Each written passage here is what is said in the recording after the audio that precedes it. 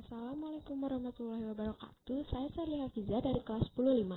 Tujuan membuat PPT ini adalah untuk memenuhi tugas informatika mengenai praktik PowerPoint yang diekspor menjadi MP4.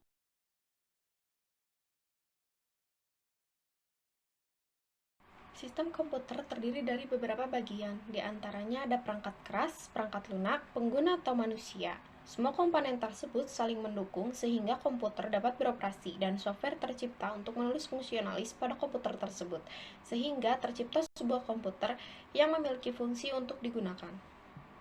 Terdapat beberapa jenis komputer, di antaranya satu mikrokomputer, yang merupakan komputer dengan ukuran paling kecil jika dibandingkan dengan jenis komputer lainnya.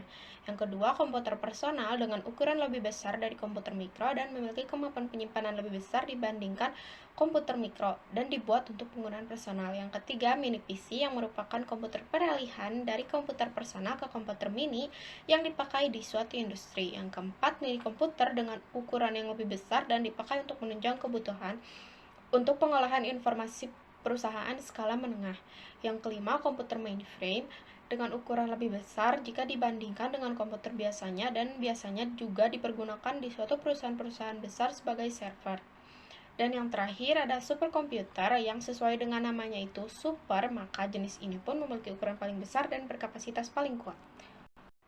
Berbagai macam jenis interaksi dapat dilakukan oleh pengguna dengan sistem komputer.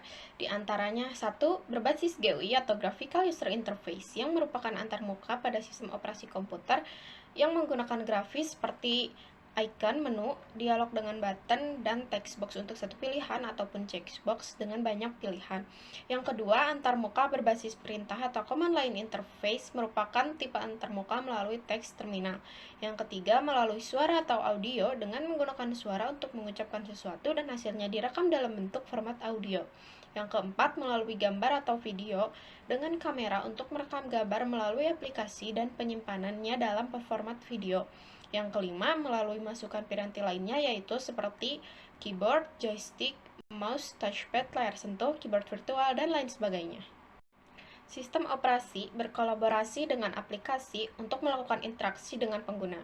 Perangkat keras yang berkolaborasi dengan perangkat lunak aplikasi atau piranti lain melalui sistem operasi itu seperti saat sebelum menggunakan printer, biasanya pengguna akan memasang sebuah program yang disebut dengan driver untuk mengenali suatu printer tersebut.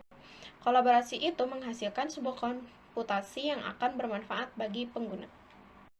Sistem operasi merupakan perangkat lunak sistem yang mengelola perangkat keras komputer untuk mengendalikan, mengontrol, ataupun memberikan koneksi antar perangkat keras komputer.